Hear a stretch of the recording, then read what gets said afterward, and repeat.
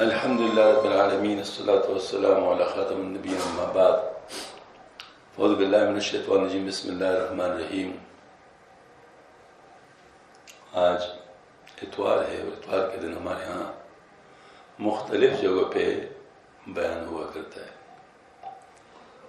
چونکہ ابھی ابھی سفر سے آنا تھا، اس وجہ سے ساتھیوں نے یہ پروگرام خانقاہ پہ رکھ لیا، اور دوسری طرف یہ والی بات ہے کہ چونکہ امامات اس کے جو اسباق ہے وہ جاری تھے، لیکن جمعرات کے دن اس دفعہ چونکہ ہم سفر میں تھے تو وہ بیان رہ گیا تھا، اس وجہ سے اس بیان کو انشاءاللہ آج ہی ہم پورا کر لیتے ہیں تاکہ اس میں نعرہ نہ ہو، اور وہ جو سلاٹ ہمارا موجود ہوتا ہے جمعرات والا، وہ انشاءاللہ اس سے فل ہو جائے گا۔ راہ سلوک کی رکاوٹیں۔ جب سالک ان اشغال کو کر رہا ہو تو اس سلسلہ میں ایسے چند رکاوٹیں پیش آتی ہے۔ ان میں سے ایک رکاوٹ ادھر ادھر کے خیالات اور وساوس کا دل میں پیدا ہونا ہے۔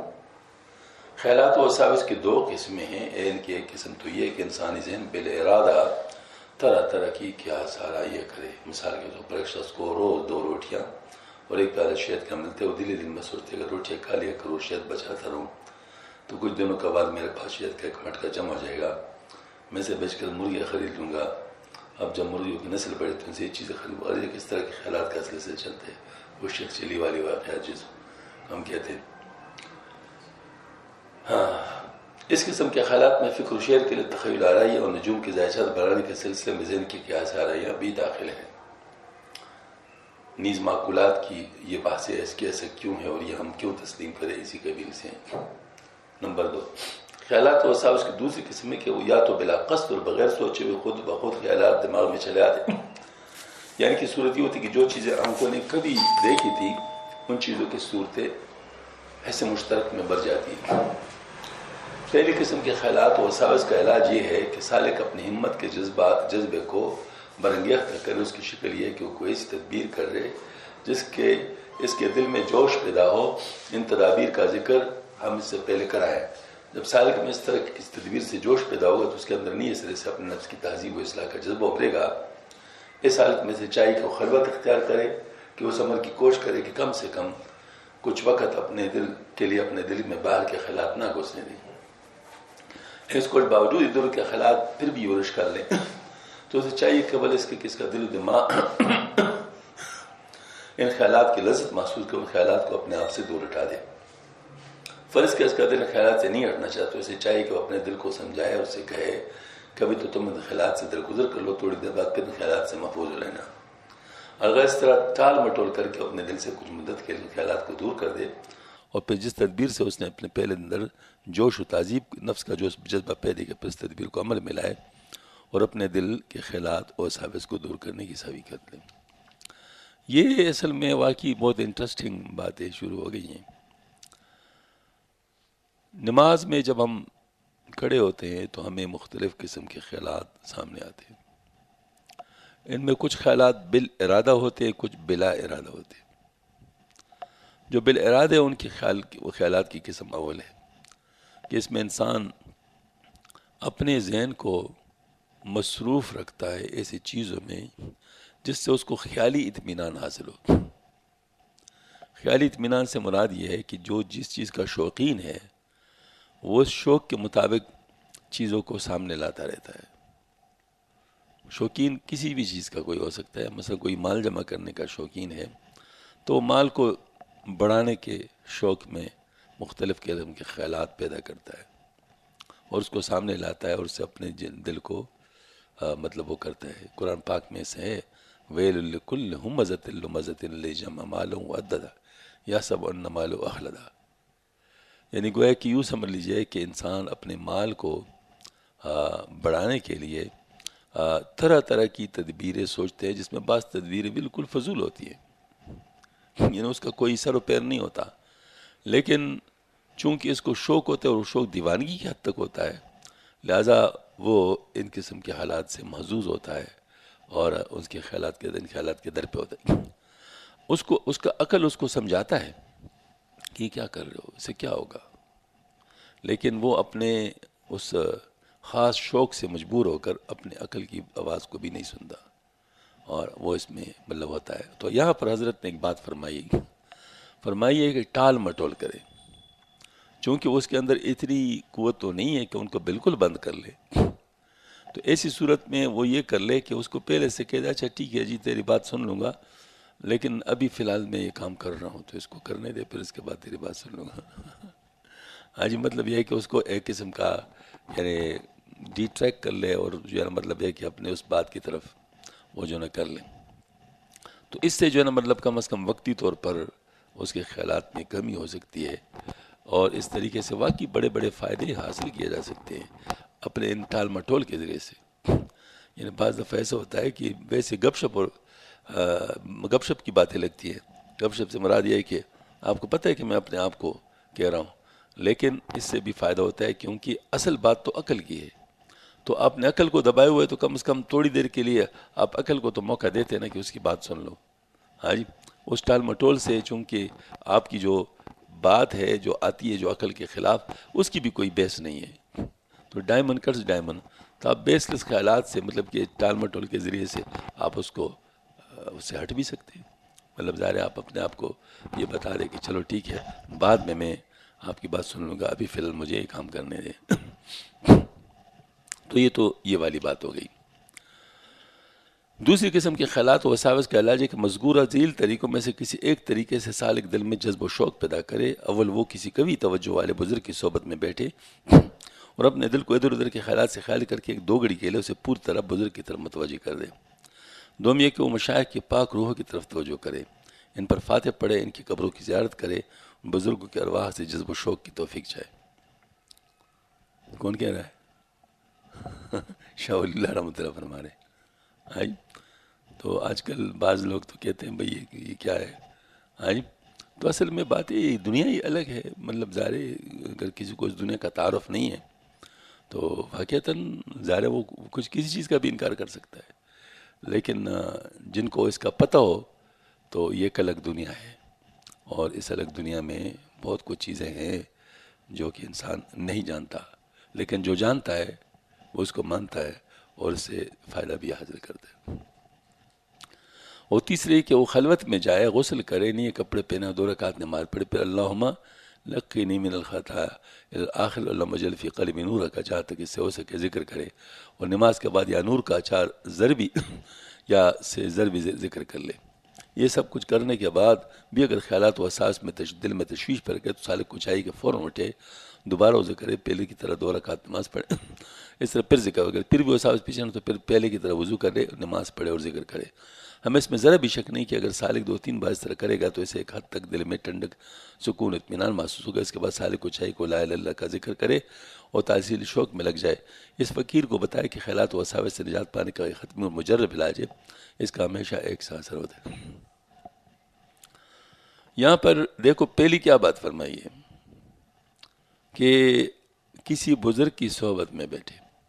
اصل علاج تو یہی ہے کہ بزرگ کی صحبت میں بیٹھنے سے اور دل کی اس کی طرف متوجہ کرنے سے جو یکسوئی حاصل ہوتی ہے وہ اس کے لیے گویا کہ بند رستوں میں ایک رستہ کھولتا ہے۔ ان بند رستوں میں ایک رستہ کھولتے ہیں، جیسے عمر رضی اللہ تعالیٰ عنہ کا بند رستہ تھا، وہ اس کو ان کی بہن اور بہنوئی کے قرآن نے وہ بند رستہ کھول دیا۔ جب کھول دیا تو بڑا شاہراہ تھا، بس ایک دفعہ شاہراہ پہ چلا گیا تو پھر اللہ پاک نے اس کو کیا نصیب فرما دیا۔ تو اس کا مطلب یہ ہے کہ کسی صاحب ایمان اور صاحب تقوی بزرگ ان کے پاس اگر بیٹھ جائے اور اپنے قلب کو اس کی طرف متوجہ کر لے تو اگر وہ رستہ اس کے لیے کھل گیا تو سب سے آسان طریقہ تو یہی ہے۔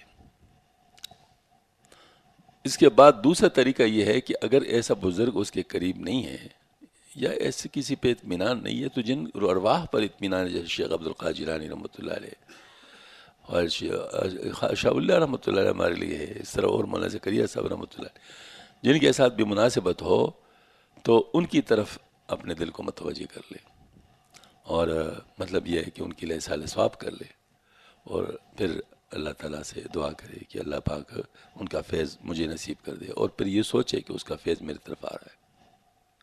ہاں جی، تو اس سے بھی ایک رستہ کھل جائے گا. ہاں جی، عالم ارواح سے ایک رستہ کھل جائے گا. یہ بھی بہت بڑا نظام ہے. حتیٰ کہ ایک اور طریقہ بھی ہے، اس کو آج کل ممنوع قرار دیا گیا ہے ایک وجہ سے، لیکن وہ تھا، اور وہ تصور شیخ کا تھا. تصور شیخ کی وجہ سے انسان کے جو وساوس سے وہ دور ہو جاتے ہیں. یعنی انسان تصور، کیونکہ دیکھیں نا اپنے شیخ کے مجلس میں کسی کو تصور نہیں ہے، وساوس نہیں آتے زیادہ تر، کیونکہ وہ اس کے شیخ کا اثر اس کے اوپر اتنا ہوتا ہے کہ باقی چیزوں کی طرف اس کے دماغ کو نہیں چھوڑتا. تو یہ جو ہے نا مطلب یہ ہے کہ یہ چونکہ ان کے شیخ کے مجلس میں جب یہ حال ہے، تو اگر وہ تصور میں شیخ کی مجلس میں بیٹھ جائے تو پھر بھی ہو سکتا ہے، مطلب یہ چیز حاصل ہو سکے. نفسیاتی طور پہ ہوگی، یہ نہیں کہ کوئی بزرگی کی بات ہے، نفسیاتی طور پر بھی چیزوں کا اثر ہوتا ہے.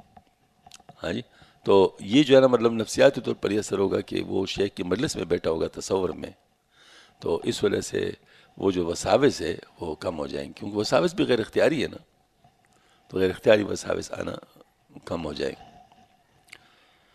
آج کل چونکہ لوگوں میں ایسی وہ مسئلہ ہے کہ عقائد کی کمزوری ہے، لہٰذا بعض دفعہ اس میں کچھ ایسی چیزیں ہو جاتی ہیں جس کی تشریح اس کے ذہن میں نہیں ہوتی، تو بعض دفعہ انسان کے شرک میں مبتلا ہونے کا اندیشہ ہوتا ہے.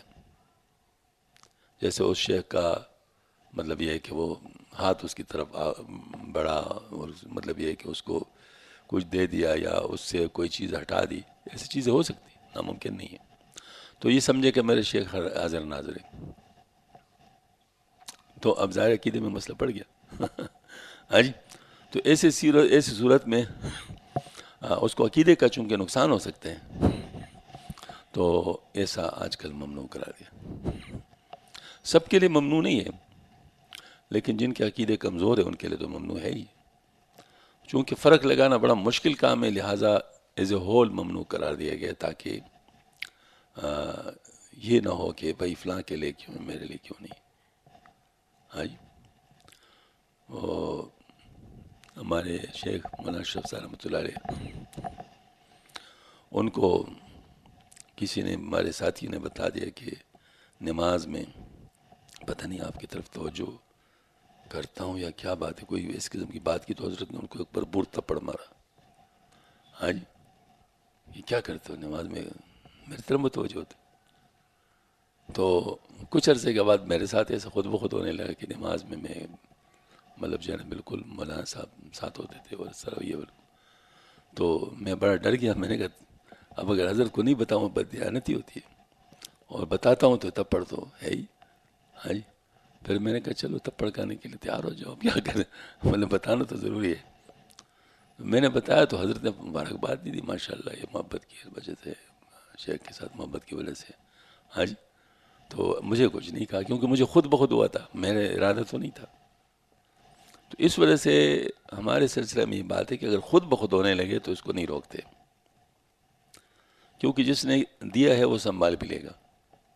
ہاں جی، اور خود بخود اور اپنے طرف سے نہ کرے، ارادتاً نہ کرے، لیکن اگر خود بخود کسی کو ہونے لگے تو اس کو روکا بھی نہ جائے.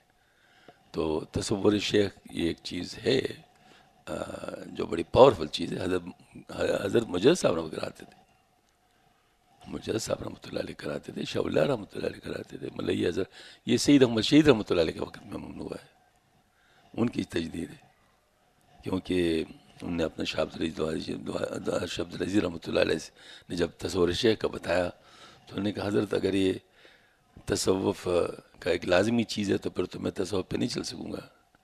ہاں جی، اور اگر یہ اضافی چیز ہے تو پھر مجھے اس سے معاف کیا جائے، مرکا جائے، کیونکہ مجھے تو یہ شرک نظر آتا ہے. ہاں جی، اب چونکہ عقیدہ کسی کے لیے بھی کوئی خراب نہیں کر سکتا، تو انہوں نے صاف یہ بات بتائی، تو شاہ صاحب نے ان کو گلے سے لگا دیا اور فرمایا کہ الحمدللہ اب میں آپ کو وہ سلوک نبوت کے ذریعے سے لے جاؤں گا، آپ کی مناسبت اس کے ساتھ. ہاں جی، تو اس کے بعد سے پھر سید صاحب رحمۃ اللہ علیہ، چونکہ ہمارا سلسلہ سید صاحب سے آیا ہوا ہے، تو اس وجہ سے ہمارے سلسلے میں یہ چیز نہیں ہے. حاجی امداد اللہ ماجر مکی رحمۃ اللہ علیہ، پھر حضرت تھانوی رحمۃ اللہ علیہ، پھر ہمارے مشائخ تک یہ بات آ جاتی، تو ہم لوگ یہ نہیں کرتے، لیکن یہ ہوتا رہا ہے، اور ممکن ہے بعض لوگوں کے ہاں اب بھی چل رہا ہو، تو ان کے اوپر بھی ہم اعتراض نہیں کرتے، لیکن چونکہ ہمارے بزرگوں کی تحقیق ہے تو ہم اپنے بزرگوں کی تحقیق پر عمل کرتے ہیں۔ تو یہ بات تو ہے، دوسرا طریقہ تو یہ ہے، اور تیسرا طریقہ یہ ہے کہ یعنی اللہ جل شانہ کی طرف توجہ کرے اور ذکر کے ذریعے سے توجہ کرے، لیکن مضبوط ذکر کے ذریعے سے، مضبوط ذکر سے مطلب جو اثر پیدا کرے۔ ہاں جی، مطلب یہ ہے کہ یا نور جو ہے نا، مطلب یہ ہے کہ یا نور کی طرف یعنی اللہ پاک کی خاص صفت کی طرف انسان متوجہ جب ہوتا ہے تو پھر اس کے اثرات بھی ہوتے ہیں۔ ہاں جی، مثال کے طور پر یا نور یا نور یا نور یا نور یا نور یا نور یا نور یا نور یا نور یا نور یا نور یا نور، یہ 4 ضرب بھی ہے۔ ہاں جی، مطلب یہ ہے کہ وہ یہ مطلب 2 گھٹنے اور قلب اور روح، تو یہ مطلب ظاہر طریقہ بھی ہے۔ تو یہ مطلب اس سے ذریعے سے پاکی خیالات کی آئے گی، اور نہ ہو تو پھر دوبارہ وضو کر کے نماز پڑھ کے پھر اس کے بعد اس طرح وہ کرے تو اس سے الحمدللہ ہو جاتا ہے چیزوں سے۔ جذب و سلوک کی راہ کی رکاوٹوں میں سے دوسری رکاوٹ قلق و اضطراب اور عزم و ارادہ کا ضعف بھی ہے۔ اس کی وجہ سے سالک کی حالت ہے کہ وہ وظائف قلب میں مشغول ہونا چاہتا ہے، لیکن اس کی طبیعت نہیں مانتی، اس کے دل میں رہ کر غم افزا جذبات بڑے زور سے فوارہ کی طرح پھوٹ پڑ جاتے ہیں۔ اس فکر قلق و اضطراب اور عزم و ارادہ کے ذوف کے حسب ذیل اسباب ہے۔ اول مزاج کا اختلاف، یعنی طبیعت پر سودائیت کا غلبہ ہو۔ سودا یہ خاص ہارمونز ہے، اس کے نکلنے سے جو ہے نا مطلب یہ کہ دماغ کی قوت پہ اثر پڑتا ہے، اختلال آ جاتا ہے، جس کو خیالات کی دنیا میں رہنے والی ہے جو لوگ ہیں، مطلب وہ ہوتے ہیں ایسے لوگ خیالات کی دنیا میں رہتے ہیں۔ ہاں جی، پریکٹیکلٹی کی طرف نہیں جاتے بلکہ تھیوریٹیکلٹی کی طرف مطلب ان کا رجحان ہوتا ہے، خیالات کی دنیا میں مست ہوتے ہیں۔ میں نے ایک بوڑھے آدمی کو دیکھا، تقریباً 80 سال کا، جاسوسی ناولوں کا شوقین تھا۔ تو یہ انسان کے تمام دماغی نظام کو گڑبڑ کر دیتے ہیں یہ چیزیں،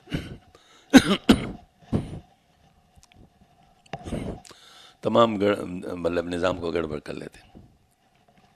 تو میں گھر سے نکل رہا تھا، ہمارے گھر کے سامنے اس کا گھر تھا، تو کبھی کبھی باہر بیٹھا ہوتا تھا۔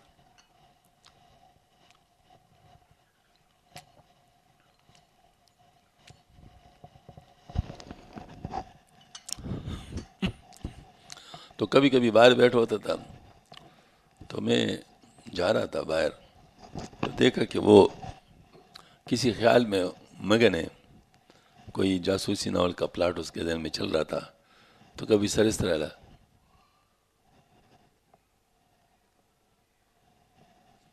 آج وہ لگا ہوا ہے بالکل، اس کو تو دنیا مافیا کا پتہ ہی نہیں تھا کہ باہر وہ کیا کریں، وہ اپنے خیال میں مست۔ تو ایسے لوگ جو ہوتے ہیں خیالی لوگ ہوتے ہیں، ایسے لوگوں کے بارے میں ہمارے طب کے الفاظ میں کہتے ہیں مالی خلیہ، اس کو مالی خلیہ ہو گیا ہے۔ ہاں جی، تو یہ خیالات کی دنیا میں جو رہنے والے ہیں اس پہ تو خیالات غالب ہوتے ہیں، اس نے تو سوچنا ہے۔ اس کے علاج ہے کہ فسد یا مسل کے ذریعے طبیعت میں اعتدال پیدا کیا جائے، اس وقت یہ طریقہ تھا، ضروری نہیں کہ اب بھی کیا جائے، نفسیاتی ڈاکٹر موجود ہیں، ان سے مشورہ کیا جائے، وہ اس کو بیلنس کی طرف لا سکتے ہیں۔ قلب و اضطراب اور عزم و ارادے کے ضعف کا اس کے سوا اور کوئی علاج نہیں۔ دومی کہ جسم ناپاک ہے اور ایک عرصہ سے غسل نہیں کیا گیا، جس کی وجہ سے بدن پر میل کچیل جمی ہوئی ہے، اس کا تدارک غسل سے کرنا چاہیے، اور جسم اور کپڑوں کی صفائی کا بہت زیادہ خیال رکھنا ہے۔ سوم گناہوں کے ارتکاب سے بھی طبیعت میں قلق و اضطراب پیدا ہو جاتا ہے۔ یہ گناہ غریبوں پر ظلم کرنے کی شکل میں ہو اور دوسروں کے حقوق چھیننے کی صورت میں اس کا علاج ہے کہ سالکن معاصی سے بچے، چارم شیاطین اور جادو کا اثر بھی طبیعت کو پراگندہ کر لیتا ہے۔ اس کا علاج یا اللہ کا ذکر ہے، سالک زیادہ سے زیادہ جتنا ہو سکے اس کو کرے۔ طبیعت میں قلب کو اضطراب و عزم ارادے میں ذوق پیدا ہونے کا پانچوں سبب مشاہد طریقت کی شان میں بے ادبی کا ارتکاب ہے۔ اس کا تدارک اس طرح ہو سکتا ہے کہ آدمی اس سے باز رہے۔ ششمی کے دل میں دنیا کی محبت کی رگیں پوشیدہ ہیں اور گو وہ بنیاد طور پر نظر نہیں آتی، لیکن جب کبھی ان کو موقع ملتا ہے تو ابھر کر اپنے تاریخ اثرات دل پر ڈال دیں۔ چنانچہ اس سے طبیعت میں قلب کو اضطراب اور عزم و ارادہ میں ذوف ہوتا ہے۔ اس کا علاج کہ سالک مستقل طور پر اس طرح پہلے لکھا ہے ذکر کرے اور اس کی کوشش یہ ہو کہ جن اطراف و جہات میں سے دنیا کی محبت ان کے دل پر اثر ڈالتی ہے وہ ان اطراف و جہات کی نفی کریں۔ ہفتہ راہ سلوک میں سالک کی طرح طرح کی جو مشقتیں کرنی پڑتی ہے، کبھی ان کے خیال سے اس کا دل ڈر جاتا ہے۔ اس کا علاج یہ ہوتا ہے کہ سالک مشائخ کی حکایات سنیں اور اپنے دل کو آس اور امید سے منقطع نہ ہونے دے۔ اس میں ایک بہت بڑا سبب جو ہوتا ہے تعجیل ہوتا ہے۔ ان نے بزرگوں کے واقعات پڑھے ہوتے ہیں،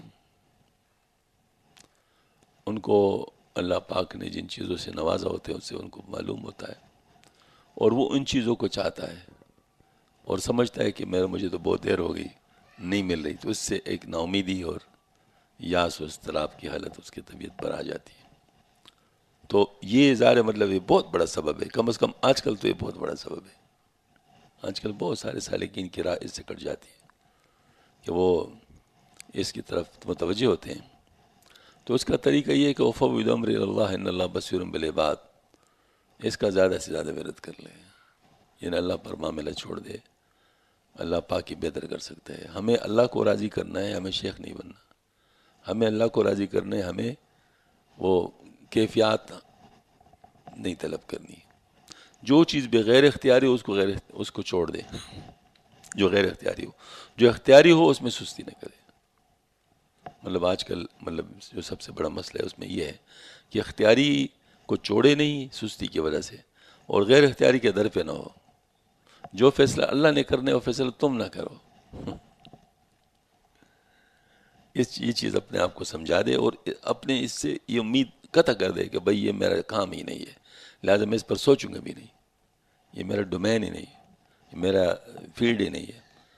مجھے سارا جو ہے نا سب عرض جو ہے نا مطلب پورے عمر بھی اگر میں اس حالت پہ رہوں میں اس کے لیے راضی ہوں، کیونکہ میرے اللہ اس پر راضی ہے، تو لہٰذا میرے اور کچھ نہیں کرنا۔ کیوں؟ وجہ کیا ہے؟ صحیح بات عرض کرتا ہوں، موت کے بعد پتہ چلے گا کہ کیا کیا چیزیں فائدہ دیتی تھی، کیا کیا چیزیں نقصان دیتی تھی، حقیقت میں پتہ چل جائے گا۔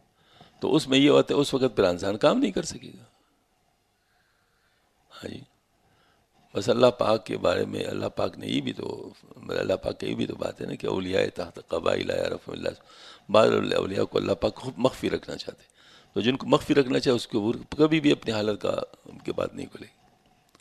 تو جب اللہ نے فیصلہ کیا ہو کہ اس کے اوپر یہ بات نہ کھولے تو کون کھول سکتے ہے؟ ہاں جی، تو اس وجہ سے اس معاملے میں بالکل ہی تفویض کرے اور کسی طریقے سے بھی ان چیزوں کی طرف نہ جائے کہ مجھے فلاں چیز نہیں، مجھے فلاں، اس سے شکایت پیدا ہوتی ہے، شکایت سے نا امیدی پیدا ہوتی ہے، نا امیدی سے محرومی پیدا ہوتی ہے، اور اس کی وجہ سے انسان بہت پیچھے رہ جاتا ہے۔ تو ظاہر ان چیزوں کی طرف توجہ ہی نہ کرے جس سے یہ نقصان ہو جاتا ہے۔ اس سلسلے میں ہاں دیکھیں نا، یہ حضرت نے جو فرمایا کہ جن اطراف و جہات سے دنیا کی محبت اس کے دل پر اثر ڈالتی ہے وہ ان اطراف و جہات کی نفی کر دے۔ یعنی یہ بھی تو دنیا کی چیز ہے نا، مطلب دنیا میں ان چیزوں کو حاصل کرنا، کیونکہ اللہ کے رضا کے مقابلے میں دنیا ہے، تو یہ اس کی نفی کرے۔ اور اس طرح سے مطلب جو مشقتیں ہیں ان سے بھی اگر کوئی گھبرا جائے تو بزرگوں کی کتابیں پڑھے کہ انہوں نے کتنی مشقتیں کی ہیں۔ ہمارے حضرت ڈاکٹر صاحب فرمایا کرتے ہیں کہ جن نے بزرگوں کی ابتدا دیکھی ہوتی ہے وہ بن جاتے ہیں، اور جن نے انتہا دیکھی ہوتی ہے وہ بگڑ جاتے ہیں۔ جن نے بزرگوں کی ابتدا دیکھی ہوتی ہے وہ بن جاتے ہیں، اور جن نے انتہا دیکھی ہوتی ہے وہ بگڑ جاتے ہیں۔ کیوں؟ ابتدا میں وہ مجاہدہ، محنت، مشقت، ہاں جی، اور جس کو کہتے ہیں قسم پرسی کی حالت میں رہنا اور مختلف قسم کے عوارض، تو اس سے گزرنا یہ ہوتا ہے. اب یہ بعد میں آنے والوں کو اس کا پتہ بھی نہیں ہوتا کہ ایسا بھی اس وقت ان پہ گزرا ہے. تو وہ سمجھتے ہیں کہ شاید بس یہی چیز ہے جو بزرگ کی موجودہ حالت ہے، یہی چیز ہے، تو اپنے لیے بھی اس چیز کو چاہتا ہے، تو نتیجتاً محروم ہو جاتے ہیں. کیونکہ وہ چیز تو ان چیزوں کے بعد ملا کرتی ہے نا، اس سے پہلے تو نہیں ہوتی. تو اب اس وجہ سے محروم ہو جاتے ہیں. لیکن جو پہلے والے ہوتے ہیں ان کو چونکہ اخلاص ہوتا ہے، وہ مشہوری کی حالت میں ان بزرگوں کے پاس نہیں آئے ہوتے بلکہ اخلاص کی بنیاد پر آئے ہوتے ہیں. تو جو اخلاص کی بنیاد پر آئے ہوتے ہیں ان کو بہت جلدی تھوڑی محنت سے بہت فائدہ ہو جاتا ہے. تھوڑی محنت سے ان کو بہت فائدہ ہو جاتا ہے. میں آپ کو ایک مثال دیتا ہوں. حضرت سعید بن مسیب رحمۃ اللہ علیہ، وہ والے واقع جس میں جو ہے نا مطلب ایک نوجوان گھر بنا رہا تھا اور انہوں نے کہا کہ آپ کیا کر رہے ہیں، تو آپ کے ماتھے پہ تو نیک بختی کے آثار ہے لیکن کام بدبختی کا کر رہے ہیں. تو اس نے کہا کہ پھر کیا کروں. انہوں نے کہا کہ اگر آپ یہ دولت جو اپنے گھر پہ لگا رہے ہیں اگر آپ اللہ کے راستے میں لگائے تو آپ کو ایسا گھر مل سکتا ہے جس میں یہ ہوگا یہ ہوگا یہ ہوگا، پوری تفصیل بتا دی. انہوں نے کہا حضرت آپ مجھے لکھ کے دے سکتے ہیں.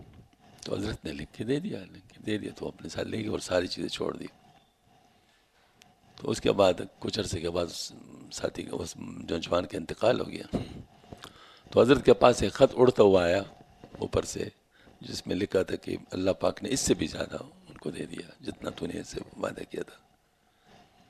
تو پیچھے دیکھا تو وہ خط تھا جو انہوں نے اس کو دیا تھا. تو ان کو خیال ہو گیا تھا. جب پتہ چلا تو جا کر ان گھر پہ کہنے کہ بھائی کچھ تو ہوا ہے، کوئی بات ہے.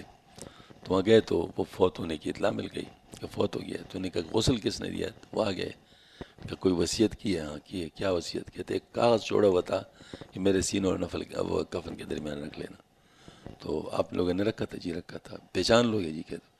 تو انہیں یہ خط اس کا وہ دوسری طرف ان کو دکھا دیا جس پہ اس کا لکھا ہوا. کہتے یہ کیسے آپ کو ملا؟ یہ تو قبر میں ہے ان کے ساتھ. تو انہیں پھر اس طرف کر لیا تو وہ ایک ایسی سیاہی جو کہ دنیا میں اس وقت ملتی نہیں تھی اس پہ لکھا ہوا تھا یہ چیز. تو ایک نوجوان دوڑا آیا کہ حضرت میرے ساتھ یہ ڈیل کر سکتے ہیں مجھے لکھ کے دے، میں سارا کچھ دینے کے لیے تیار ہوں. نے فرمایا بھائی آپ دیکھ کے کر رہے ہیں. اس نے بغیر دیکھ کے کیا تھا.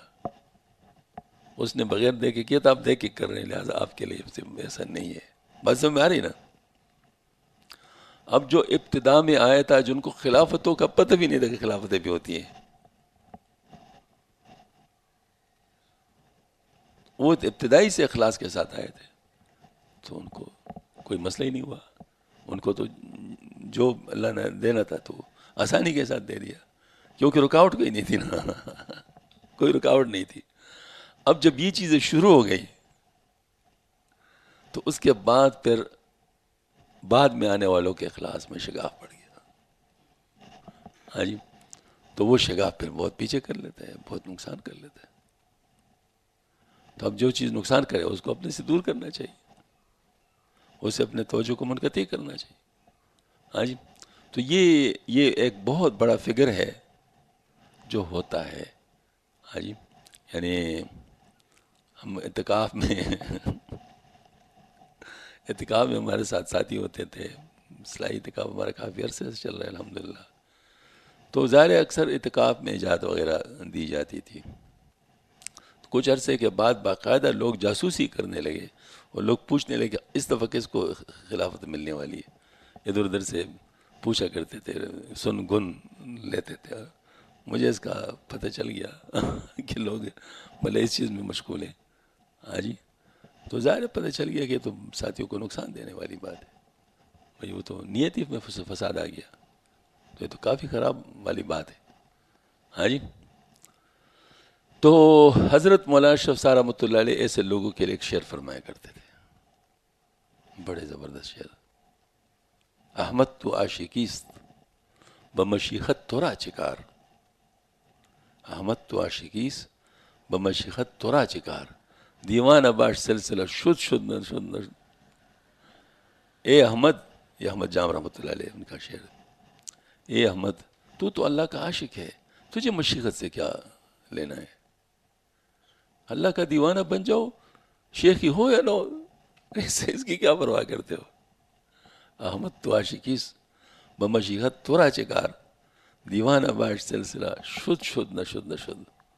ہاں جی یہ جو ہے نا مطلب حضرت یہ شعر فرمایا کرتے تھے. اور واقعتاً یہ شعر بہت قیمتی شعر ہے کیونکہ یہ وہ احمد جام رحمۃ اللہ علیہ ہے جن کا وہ شعر ہاں جی کشتگان خنجر تسلیم رہا.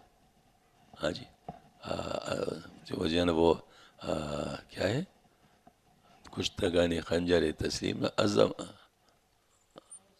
ارزم ازغے بجانے دیگرس. مطلب ہر وقت اس کو ایک نیا جان ملا کرتا. اس کو سنتے سنتے سنتے شہید ہوئے بہت ہوئے. یہ وہ احمد جام رحمۃ اللہ علیہ. ہاں جی تو یہ میں اس لیے عرض کرتا ہوں کہ اگر کوئی اس سلسلے میں چشتی سلسلہ بہت خوش قسمت ہے, بہت خوش قسمت ہے. وہ لوگ اس کو پہلے ہی سے نکال لیتے ہیں. مطلب ان چیزوں کا تصور ہی نکال لیتے ہیں. بھئی یہ تو چیز ہی نہیں ہے, دور کرو دور کرو دور کرو, یہ کیا چیز ہے. ہاں جی ان چیزوں کے قریب بھی نہیں لانے دیتے. مقامات کا سوچ, وہاں مقامات کی بات ہی نہیں ہوتی. علی چشت کے یہاں مقامات کی بات نہیں ہوتی. فدائیت ہے, لٹانا ہے, سب کچھ لٹانا ہے, سب اپنے آپ کو مٹھانا ہے. مجھے حضرت تانوی رحمۃ اللہ علیہ نے فرمایا تھا نا حضرت سید سلیمان ندوی رحمۃ اللہ علیہ کو کہ میں یہ ہر ایک کو کہہ سکتا ہوں, مطلب یعنی کیونکہ اپنے آپ کو یہ نصیحت کرتا رہتا ہوں کہ ہم یہاں پر مٹنے کے لیے آئے. جتنا اپنے آپ کو مٹا سکے مٹائیں, جتنا اپنے آپ کو مٹا سکے مٹائیں. اب جن کا بنیادی وتیرہ مٹنا ہو اپنا, ہاں جی تو ظاہر ہے ان کے لیے پھر ایسی چیزیں پھر کوئی مزہ نہیں ہے, کوئی وہ نہیں رکھتی. اس میں بس وہ سوختن افروختن و جام دریدن پروان زمن شم زمن گل زمن آموخت. جلنا پگھلنا اور کپڑے پھاڑنا پتنگ نے ہم سے سیکھا ہے, اور شمع نے ہم سے سیکھا ہے, اور جو ہے نا پھول نے ہم سے سیکھا ہے. سوختن افروختن و جام دریدن. تو یہ جو چیز ہے مطلب یہ ایک کیفیت انسان کو اگر حاصل ہو تو یہ تمام چیزیں مطلب اس کے دل سے دور ہو جاتی, پھر اس کی کوئی وہ پرواہ نہیں کرتا. تو اس وجہ سے مطلب ان چیزوں سے ہم کوشش کرتے ہیں. چونکہ آج کل ہمارے بعض نقشبندی ساتھیوں کو اس کی فکر بہت زیادہ لگی رہتی ہے مقامات کی طرف اور ان چیزوں کی طرف, تو ہماری مسلسل کوشش ہوتی ہے کہ کم از کم جشتیت کا یہ فیض ان حضرات کو مل جائے. اتنا مطلب کم از کم ان سے لے لے کہ یہ تصورات ان کے ختم ہو جائے, ان چیزوں کے اندر نہ پڑے رہیں, ورنہ پھر خیالات کی دنیا میں لگے رہیں گے. ہاں جی وہ ملے گا کچھ بھی نہیں. ہاں جی تو اس وجہ سے نقصان ہو جاتا ہے. تو یہاں پر بھی حضرت نے جو فرمایا ہے اللہ اکبر کہ لیکن اس کا علاج کے سالک مشائخ کی حکایت سنے اور اپنے دل کو آس اور امید سے منقطع نہ ہو دے. الغرض تمام امراض میں سالک کو چاہیے کہ پہلے تو وہ اپنے دل کے اصل عارضے کا پتہ لگائے, پھر اس عارضے کا علاج کرے. لیکن سالک اپنے اس عارضے کی صحیح تشخیص نہ کر سکے تو مرشد کو چاہیے کہ وہ سالک پر نگاہ رکھے اور مختلف مجالس میں کیا رکھا بڑے غور و تمقع سے دیکھتا رہے, ان کی بات, ان کے آثار و قرائن. خدا تعالیٰ نے مرشد کو جو فراست عطا فرمائی اس کی مدد سے وہ سالک کے وارث کا کوڑ لگائے, اس کا تدارک کرے. یہ مشہور واقعہ ہے, حضرت تانوی صاحب نے اپنے واعظ میں بیان فرمایا ہے کہ ایک شیخ کے پاس ایک مرید آیا اور حضرت نے بہت کوشش کی ان کو کچھ نوازنے کی, کچھ دینے کی, لیکن ہر چیز ناکام ہو رہی تھی. تو بڑے فکر ہو گئی کہ ان کو حضرت پر کہ ان کے لیے کیا رکاوٹ کیا ہے, کیا مسئلہ ہے. تو انہوں نے اس کو بلایا, انہوں نے کہا اچھا بھائی بات سنو, آپ ہمارے خانقاہ میں کس نیت سے آئے ہیں, نیت کیا ہے؟ انہوں نے کہا حضرت آپ کا فیض بہت عام ہے اور ماشاءاللہ کتنے لوگوں کو اس سے فائدہ ہو رہا ہے, اگر یہ نور نسبت مجھے بھی مل جائے تو میں بھی اس کو روز و شب لوگوں میں تقسیم کروں گا. تو حضرت نے کہا اچھا اچھا اچھا اچھا اچھا یہاں پر بہت پڑا ہوا ہے, توڑ دو اس کو, مٹا دو ان تمام چیزوں کو. یہ ابھی سے تو نے پیر بننے کی ٹھان لی ہے, صرف اپنی اصلاح کی نیت کرو اور کچھ بھی نیت نہ کرو. ختم کرو یہ سارا کچھ. یہ مرشد تھا، یہ مرشد تھا. مجھے نا بس صحیح کوچ لگا دیا تو پھر وہ توڑوا دیا وہ بت. جب وہ بت ٹوٹ گیا پھر ماشاءاللہ بہت تھوڑی محنت کے ساتھ جلدی اس کو فائدہ ہونے لگا.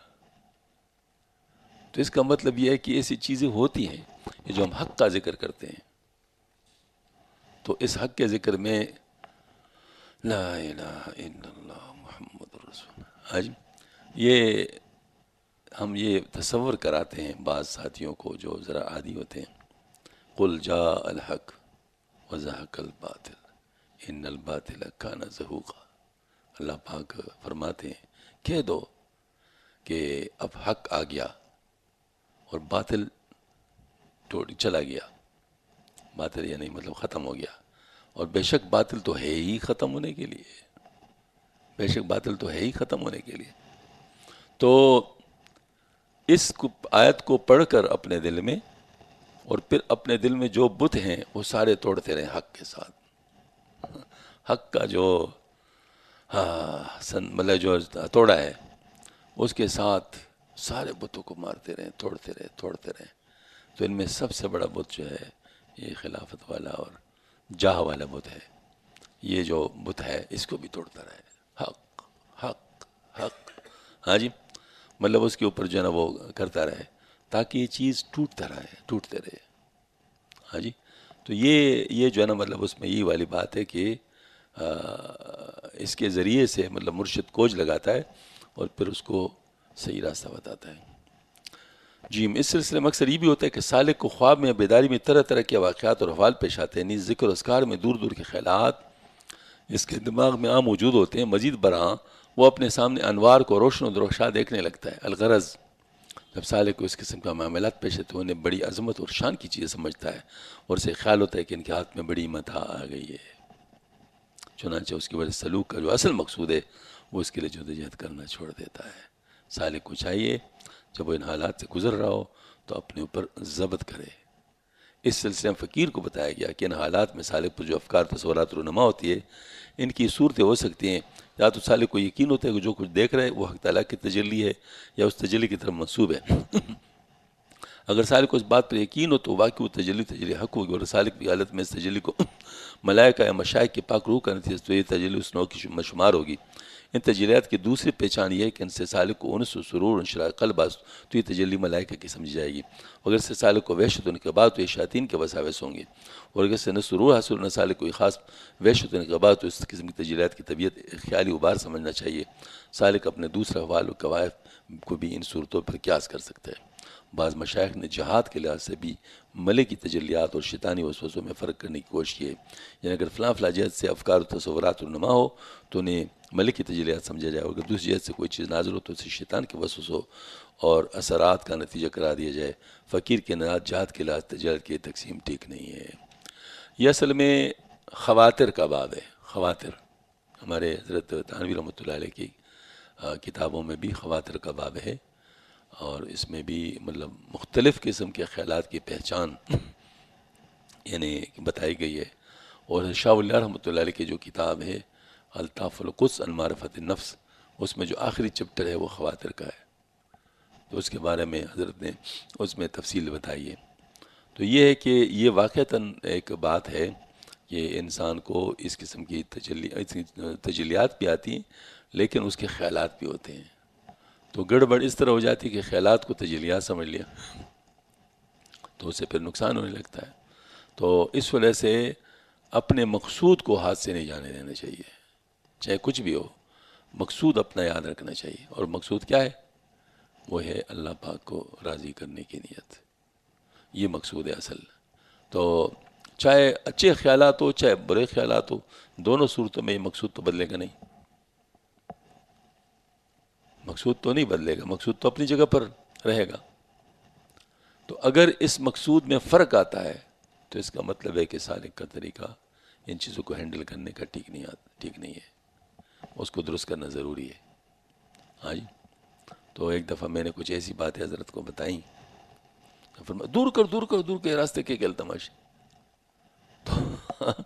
بس بالکل ہی میرا نظر ہی ادھر سے ہٹا دیا کہ اس پہ میں غور ہی نہ کروں. بھائی جو کچھ ہے وہ تو ویسے بھی ہے نا. اگر میں نہ بھی سمجھوں پھر وہ بہت ہوگا تو ہوگا نا. مطلب اس سے کوئی فرق تو نہیں پڑتا. ہاں جی. تو لیکن اگر نہیں ہے اور میں سمجھوں تو نقصان تو ہوگا. نقصان تو ہوگا. تو اس وجہ سے مطلب یہ ہے کہ حضرت نے مجھے اس سے ہٹا دیا. بھائی اس کے دور کرو راستے کی کل تماشے. اور اس سے جو ہے نا مطلب الحمدللہ اللہ پاک نے ماشاء اللہ یعنی نجات نصیب فرمائی. تو اس وجہ سے میں اس لیے عرض کرتا ہوں کہ اپنا وقت ضائع نہیں کرنا چاہیے. یہ زندگی بار بار نہیں ملا کرتی. ہاں جی. اور اللہ پاک نے جہاں جو چیز رکھی ہے کسی کے لیے اگر کوئی وہاں پہنچا ہے تو اب ادھر ادھر کے فضول چیزوں میں اس کو ضائع نہیں کرنا چاہیے. ہاں جی. فضول چیزوں میں. فضول چیزوں سے مراد یہ کیا ہے؟ مثال کے طور پر کوئی بھی دنیا کا نیت وہ ایک فضول چیز ہوگی. ہاں جی. کیونکہ آپ کو آخرت کو درست کرنے کے لیے ماحول دیا گیا. اب اس کو آپ دنیا کے لیے استعمال کر رہے تو کیا ہوگا؟ آپ نے بہت بڑا چانس ضائع کر دیا. ہاں جی. کیوں؟ وجہ کیا ہے کہ اللہ تعالیٰ غیرتی ہے، غیور ہے. اگر اللہ نے دیکھ لیا کہ تو دنیا چاہتے ہے تو دنیا دے دے گا، ادھر سے محروم کر دے گا. پھر کیا کرو گے؟ دنیا تو اللہ کے پاس کسی چیز کی کمی نہیں ہے.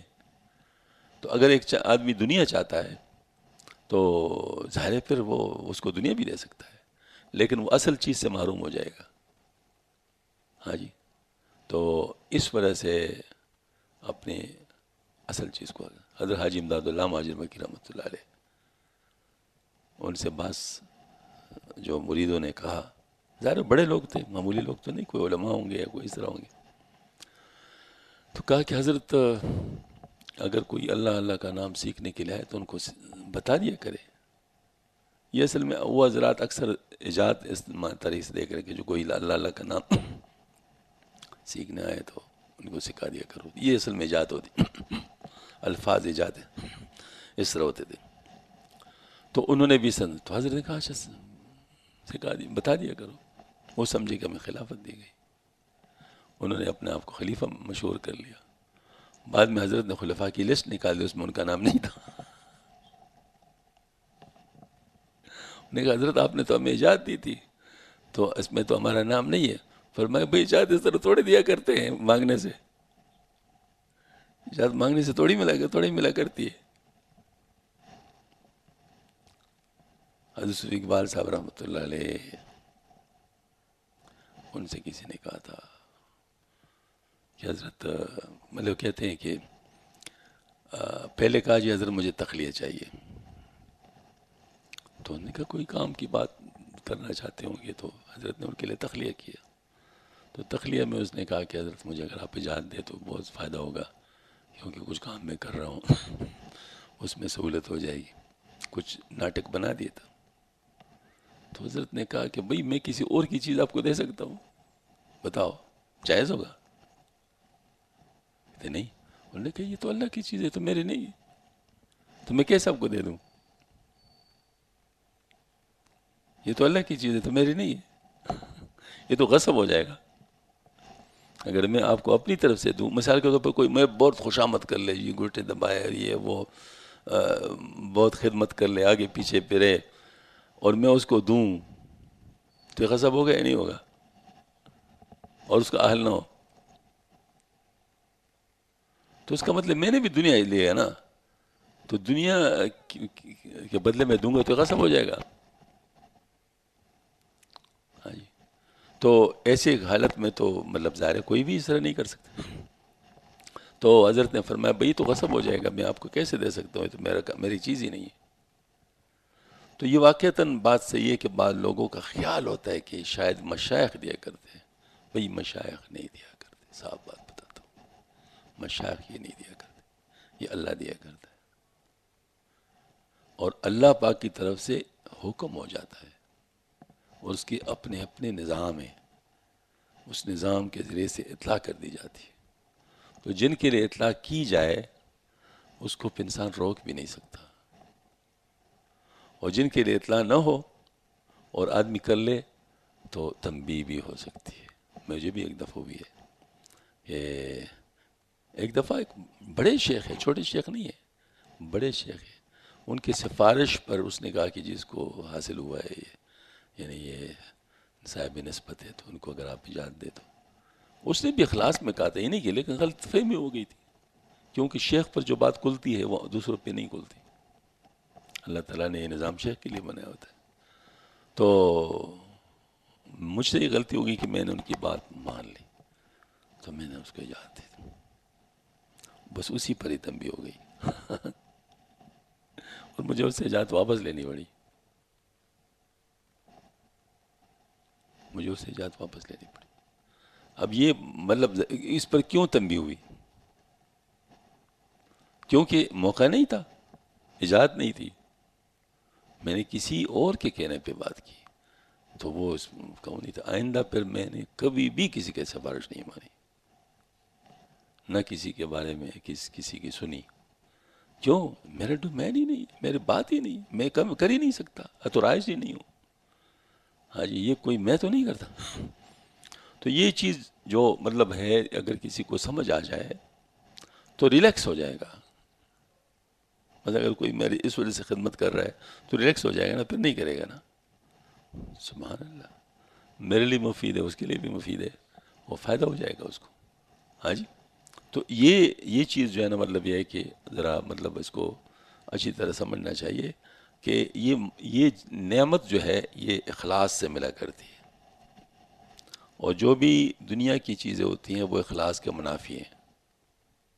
لہٰذا دنیا کی جتنی چیزوں کو درمیان میں انوالو کیا جائے گا اس میں اخلاص میں کمی ہوگی اور اس سے انسان پیچھے ہوگا. ہاں جی، مطلب یہ والی بات ہے. ایک ہی بات ہوگی، مثلا ہدیہ ہے، ایک شخص اخلاص سے دے گا، دوسرا شخص اخلاص سے نہیں دے گا. چیز بالکل ایک ہی ہے لیکن ایک کے لیے رکاوٹ ہے، دوسرے کے لیے نہیں. ہاں جی، ظاہر مطلب ہے کہ وہ ایسی بات ہو جائے گی. تو اس لیے جو ہے نا مطلب یہ کہ ان معاملے میں اخلاص کو سامنے رہنا چاہیے. دینے والی ذات اللہ ہے، خدا کی قسم کوئی اور نہیں ہے. دینے والی ذات اللہ ہے، تو اللہ کے ساتھ معاملہ درست کرنا چاہیے نا، اللہ کے ساتھ معاملہ درست کرنا چاہیے. اس کے لیے شیخ کی خدمت میں آنا ہوتا ہے، اللہ کے ساتھ معاملہ درست کرنے کے لیے شیخ کی خدمت میں اس لیے آنا ہوتا ہے کہ میرا معاملہ اللہ کے ساتھ درست ہو، نہ کہ انسان اللہ کو چھوڑ کے شیخ کی طرف متوجہ ہو جائے. یعنی شیخ کی طرف متوجہ ہونا اللہ کے لیے. ہاں جی. اب مثال کے طور پر ایک آدمی شیخ کو راضی کرنے کے لیے بیٹھ جائے اور ذکر کرنے کی صورت بنائے، اب بظاہر تو اللہ کی طرف متوجہ ہے، حقیقت میں کس طرح متوجہ ہے؟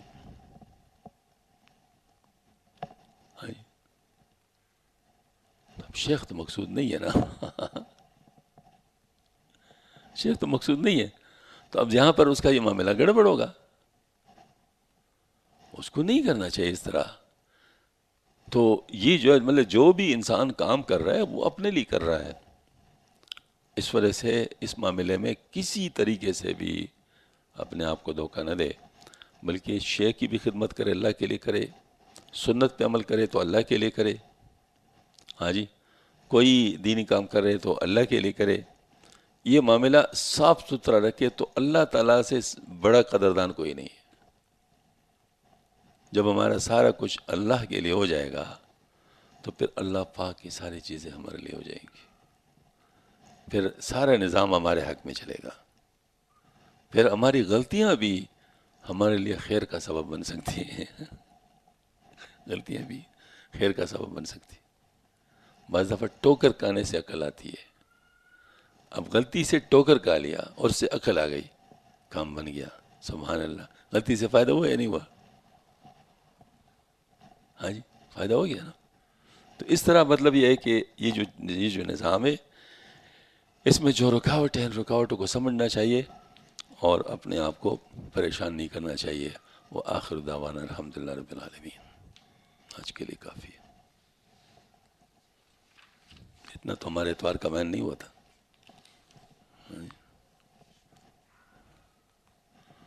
اچھا اب ذکر کرتے ہیں.